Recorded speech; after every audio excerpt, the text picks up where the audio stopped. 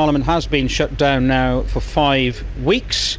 Let's get the views of the Labour MP for Aberavon, Stephen Kinnock. First of all, what did you make of the scenes in the early hours of the morning?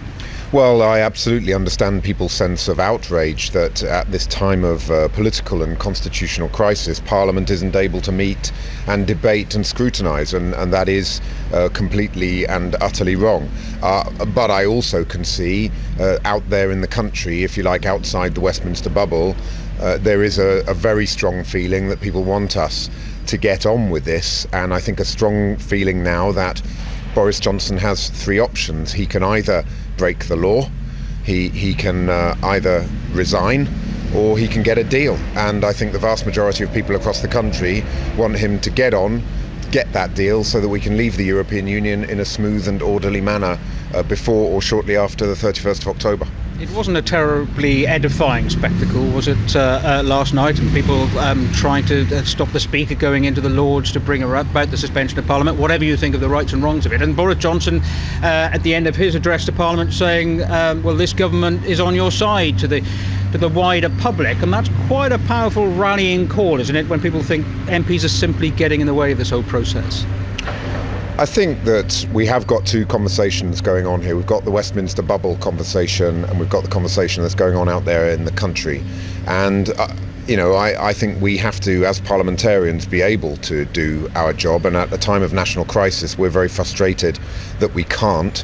But I also think we need to recognise that there are a lot of people out there who really feel now that it's time to move on. And the launch of our MPs for a Deal group today is saying we have a very solid basis for a deal. We're not saying that we have to have a carbon copy of the withdrawal agreement bill that came out of the cross-party talks, but certainly it's a realistic foundation, and we're urging the Prime Minister and every single one of our colleagues now to do everything we can to show that there is a strong parliamentary majority for a deal, and our group is picking up a lot of support and a lot of momentum. Just to remind people, you're trying to reinvigorate Theresa May's deal with the concessions that perhaps were agreed with those talks with Labour, extra protection for workers' rights, that sort of thing. How realistic is it, though, to get that through? The right wing of the Tory party aren't going to agree with it, first of all, and clearly those who are opposed to Brexit aren't going to approve it. You're not going to get the necessary majority, are you? Well, look, the Prime Minister is boxed in. He can either break the law, he can resign, or he can do a deal. And so that's, it's of course the government has the upper hand in all of this, and we have to respond to what the government does. So it's pretty clear that the best of those choices for Boris Johnson is to do a deal. And if that's the case, he needs to bring something to Parliament that can command a parliamentary majority. We've been paralysed by our extremes for far too long. Those who want no Brexit at all on one extreme, and the others on the other side who are quite happy to crash out without a deal, which would wreck the British economy.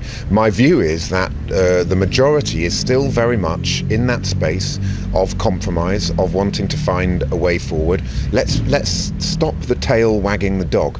Let's bring that majority of sensible, pragmatic, compromise-driven members of Parliament together, and our MPs for a deal group, which will be launched today, is seeking to achieve that very objective. Thanks very much indeed to Stephen Kinnock.